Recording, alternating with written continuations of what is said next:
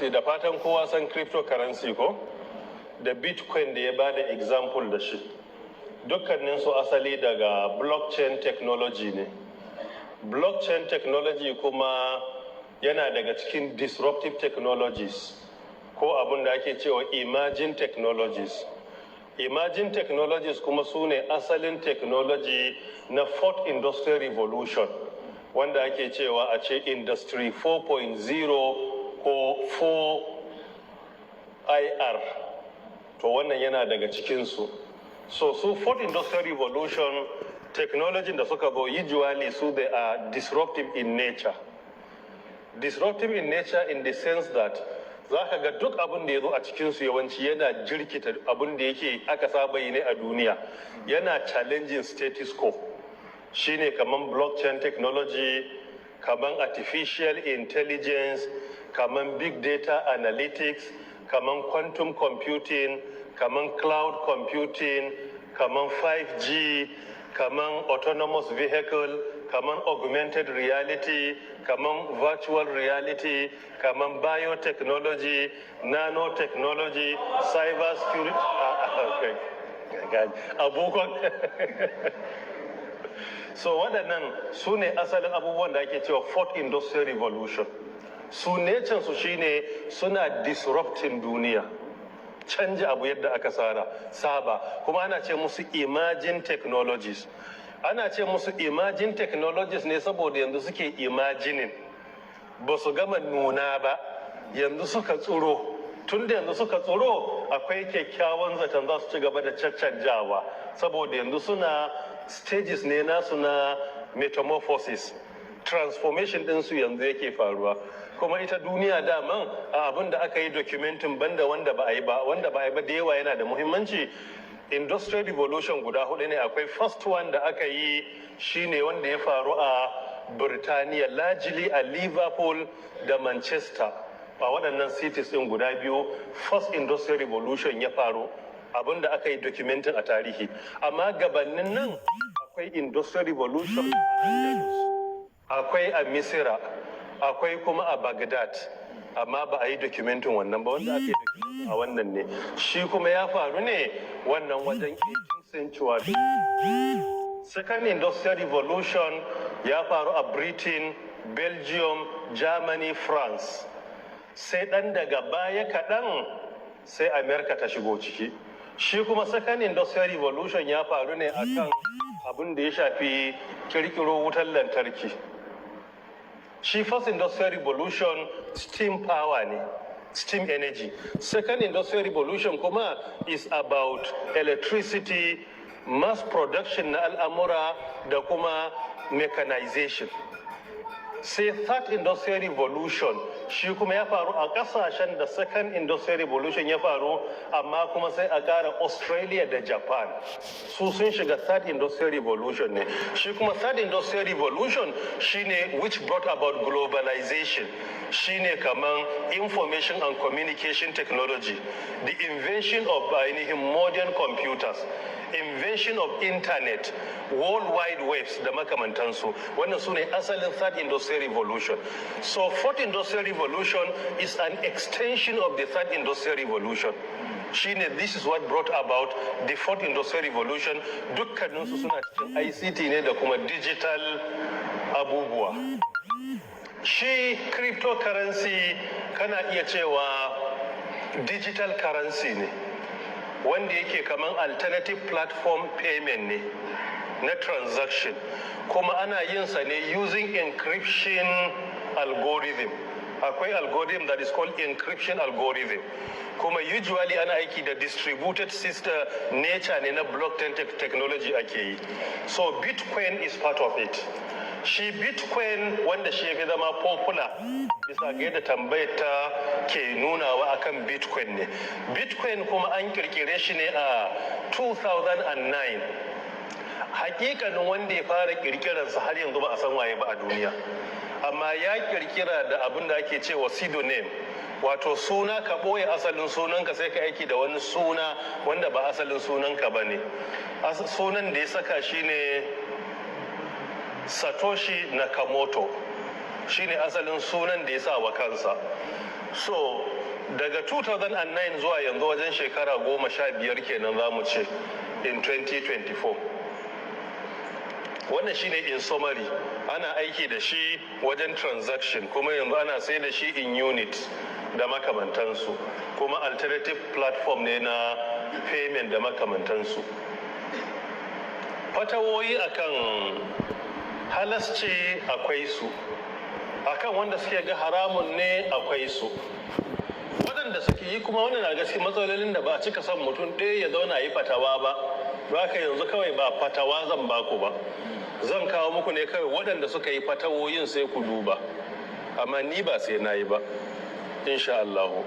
Akwai Grand Mufti na Egypt da na san shi ya ba da personal opinion nasa, amma saboda muhimmancinsa ya kai a faɗe shi. Shi yana da fahimtar rashin halasci, ya dogara da manyan dalilai guda biyu. Na farko ya ce akwai karancin credibility a cikin cryptocurrency ko musamman blockchain tech, musamman shi bitcoin da ake magana. Na biyu ya ce risk a ciki is very high, hatsarin da ke cikinsa yana da yawan gaske. A waɗannan dalilai biyu ya gina fatawa akan haramci. Sannan Muslim Council na Indonesia su ma sun bi bayansa da wannan fahimta din. Akwai waɗanda suke ga halasci, daga cikinsu akwai kaman Sharia Review Bureau na Bahrain, su da suka yi zama a kai unanimously position din shine blockchain technology halal ne, cryptocurrency halal ne, bitcoin halal ne. Ina sai sauko muku daga sama ne zuwa ƙasa kaɗan. Idan muka ɗauki Fiqh Council of North America, akwai fatawarsu su ma da suka dafi akan halal ne. Sun yi fatawar tasu wanda na san tafi zama ma more comprehensive akan sauran. In zan tuna on 2nd September 2019 suka yi zama, suka fitar da consensus, wato ijima'i nasu a wurin cewa sun duba blockchain technology, cryptocurrency, particularly bitcoin, akai suka ma emphasizing bitcoin halal ne. A fatawar nasu in zan tuna wanda suka yi signing fatawar lokacin on their behalf on 2nd September 2019 akwai Dr. Abdulbari Marshall da kuma Dr. Yasir Kadi, su biyu suka yi signing fatawa. A lokacin na san na karanta da suka yi isdarinta, musamman da suka yi ba sun ɗauki kawai mahangar addini ba ne, sun taro masana technology da makamantansu da masana finance da kuma waɗanda suke experts a shari'a. So irin waɗannan fatawa da aka tara ɓangarorin masana da dama ta fi yin adalci akan ra'ayin mutum ɗaya. Su sun tafi akan halal ne. Reason ɗinsu na halattarwa sun ɗauki ƙa'ida ɗaya da take muhimmiya a wurin malaman usul, shine al'asul fil ashiya al-ibaha. Shine asali cikin komai a mu'amala. Sun ce bitcoin mu'amala ne, ishu na kudi mu'amala ne. Ai akwai lokacin da zinare da azurfa aka sani, akwai time da ake trade by barter, a rika exchanging kawai kaya ne da kaya. So da shi kudi abu ne na mu'amala. Yanzu kasar mu ne ta zauna ta yi tarayya, shugabanni suka ce ga wani abu da za a yi takarda a buga hoton wani a rubuta kaza shine kudi. In yau central bank ta zauna ta samu amincewa sai ta fitar da sabon kudi kwaya daya naira 5,000 sai aka yi approving, ya zama kudi ko bai zama ba? Baka da bukatan aya ko hadisi gabanin ka yadda da wannan kudi ne. Yanzu in adam ya baka 1,000 sai ka ce ina aya ko hadisi ta ce gaban wannan gaban takarda a matsayin kaza, ko kuma ina aya da ta ce wannan naira ne, kaga baka bukatan aya. Saboda me? Saboda kudi mu'amala ne. Shi a mu'amala baka bukatan nassi, sai dai a ce a wajen yin sa ka kiyaye kar ka saba wa nassi. So da suka ce babin mu'amala ne kudi, kuma al'asul fil ashiya halal. Asali a al'amura halal ne. Wanda ke halattarwa bai bukatar nassi, me kora halasci shi ake bukatan ya kawo nassi. Saboda al'asulu asalin tushen shine halal. Saboda ko ayar bakara ta 29 ta ce huwa allazi khalaqa lakum ma fil ardi jami'an, wannan ya shiga ciki, duk ya shiga cikin jami'an. Sai suka ce wannan babin mu'amala ne, asalin sa halal ne. Sai suka dauki wasu ka'idodi kamar haka. Na farko cewa babu credibility. Dalilin me? Dalilin cewa akwai kasashe da ba su halattar ba, sai suka ce to ai a yanzu akwai kasashe kuɗi ma na ƙasa akwai kasashen da ba sa yarda da shi. Yanzu idan ka tafi da dalar Amerika duk darajar ta nan da take ta tashi, in ka tafi North Korea da ita sai a ki karbanta. Kaga wannan muke nuna ba ita kenan ta zama tana da credibility a inda ake karba, ba ta da credibility a inda ba a karba, amma bai nuna cewa ta zama haramun. Dan issue na credibility doka ne. Kuma blockchain technology ina tuna ai muna office na yi policy a kai wanda a 2023 Federal Executive Council na Nigeria sun yi approving National Blockchain Policy for Nigeria, kuma ni na gabatar da shi akai. Don haka a Nigeria blockchain da dukkan branches nasa doka ta halattar. Abinda kawai policing ya ce regulatory agencies su yi developing regulatory instrument da za su tabbatar da an yi regulating wannan, an sanya ka'idodin yadda za a aiki da shi. Mafhum? Tayi da haka issue na credibility is subjective, ba objective abu bane, saboda duk wani abin da aka yarda da shi a wani wuri sai a ki yarda da shi. Na biyu, level of high risk da aka faɗa cewa is risky, wannan yana iya faruwa ko da kuɗin mu a yanzu. Kana da misali yanzu mai iya yiwa kana da